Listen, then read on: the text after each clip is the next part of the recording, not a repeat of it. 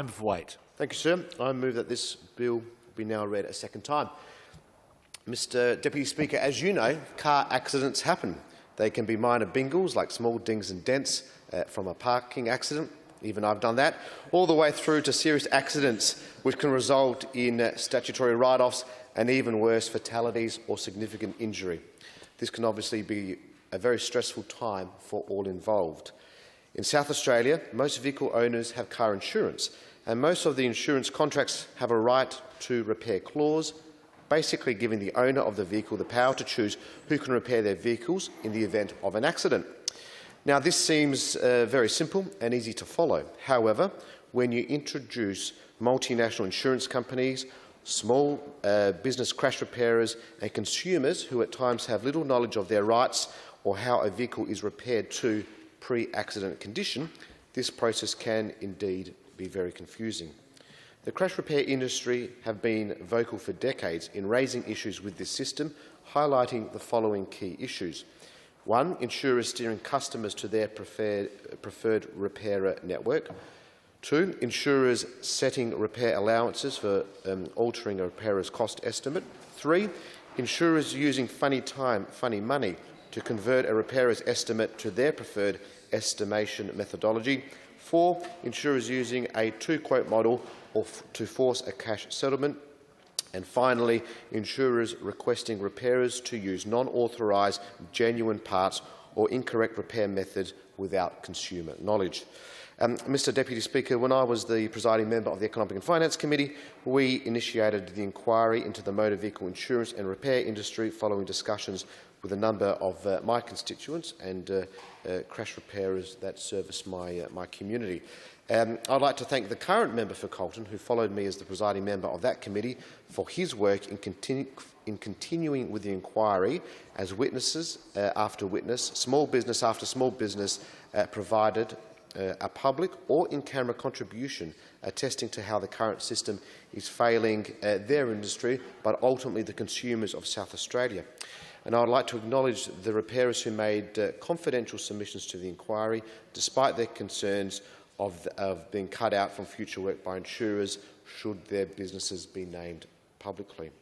Above all, the inquiry extensively heard how the Voluntary Motor Vehicle Insurance and Repair Industry Code of Conduct does not provide the appropriate protections to prevent insurers exercising their considerable power to the detriment of customers and small business operators. Following the committee's report, the government created a working group to examine ways to make the National Voluntary Code of Conduct mandatory in South Australia, with robust mediation processes and penalties for breaches by those who do not abide by it. As such, I would like to acknowledge the Consumer and Business Services Department, or CBS, who are running the Motor Vehicle Insurance and Repair Industry Working Group, and for the attorney for her work as a relevant minister in this regard.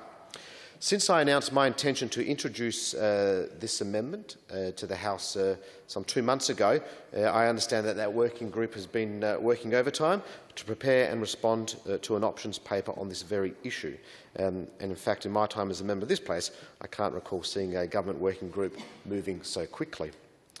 While their work is admirable, report after report around Australia have proposed that the outcome achieved by this amendments that I am proposing to the bill be adopted by various parliaments.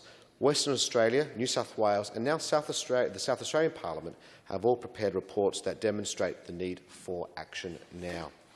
New South Wales has passed legislation, but without penalties, and it has shown that their legislation does not have the requisite teeth to assist consumers or small businesses. It hasn't just been parliamentary committees who believe that insurers need incentives to meet community expectations for their action. Indeed, in his response to the Royal Commission into the banking, superannuation and financial services industry, ASIC Commissioner Sean Hughes said on the 27th of February 2019, and I quote, "People take out insurance for peace of mind to protect their homes, cars and families.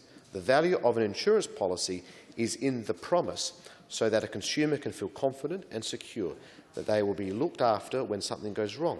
However, we also understand that the community expects their insurer to be there when something actually does go wrong and to be treated fairly, with dignity and respect.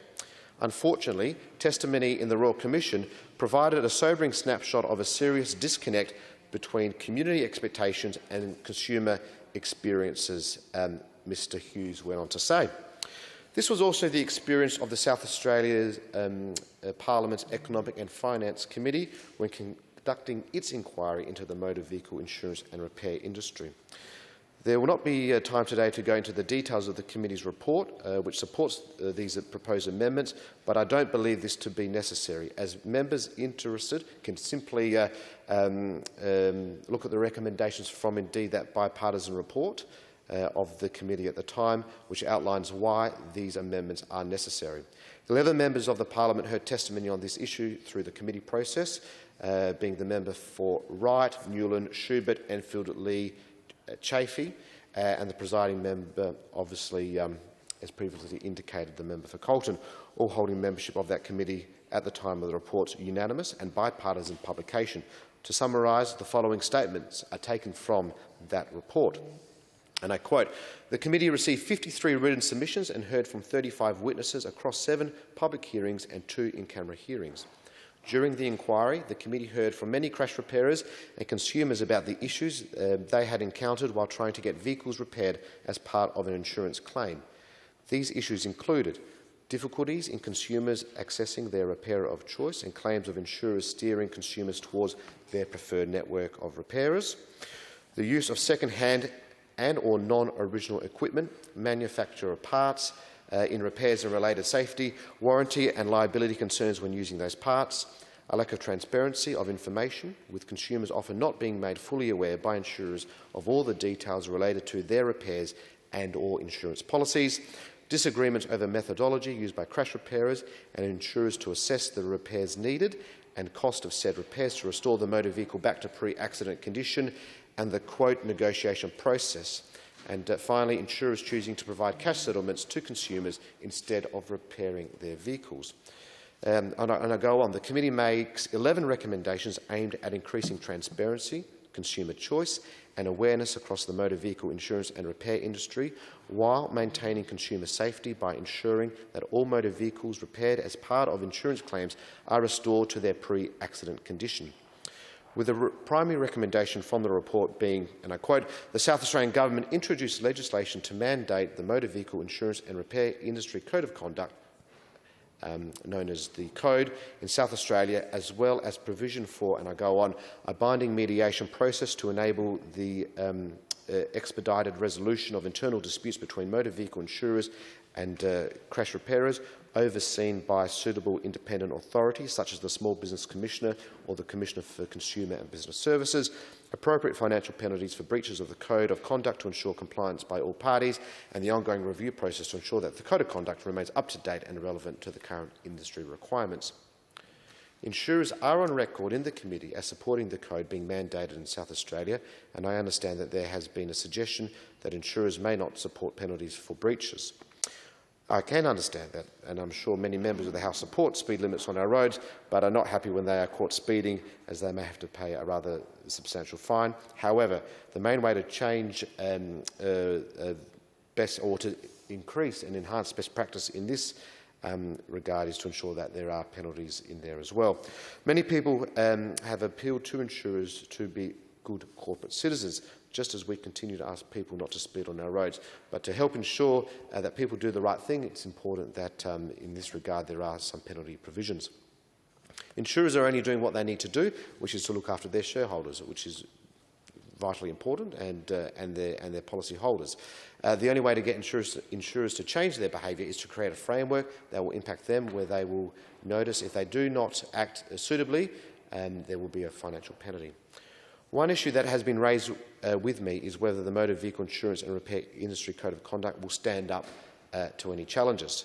My understanding is that any feedback from legal or other areas would actually be welcomed by crash repairers at a national level. Crash repairers and their industry associations want to have a system that is fair and functional, and if exposing the code of conduct into the full sunlight to get better compliance is found wanting in any ways, insurers and crash repairers in the National Code of Conduct Administration Committee can then sit down in a room and thrash out an agreement on the best way forward. One of the benefits of this proposed amendments before the House, as it's been drafted, and indeed I want to thank Parliamentary Council for their support, is that should a change to the motor vehicle insurance and repair industry code of conduct be required, then this can be done via regulation and the appropriate minister of the day, and not through further changes to the Act. Small business forms the backbone of our economy, sir, and I say that all the time. And the crash repair industry is a collection of small businesses that have been crying out for a champion for a long time. That is why this Parliament needs to pass this bill, not wait for another report, not wait for another committee, or even wait for the federal government to drive this at a national level. South Australia should and can lead on this issue. And given the bipartisan nature of the report from the Economic and Finance Committee, I would hope that the bill before the House is passed this year and indeed through the Parliament. I can see no reason to delay the debate in this bill. It is hard enough for businesses to operate during COVID. Let's make a small difference for an important industry in South Australia. And so, in finishing my remarks, can I give a big thank you to the Motor Trades Association, the MTA, for their work in this regard, especially to Paul Yukinoff, their CEO, Dario Tonon and Jeff Williams, who are leaders in their industry and are here in the gallery today, and Daniel Forbes as well from the MTA for his work in bringing the industry together and really driving this issue as well. And I commend the bill to the House.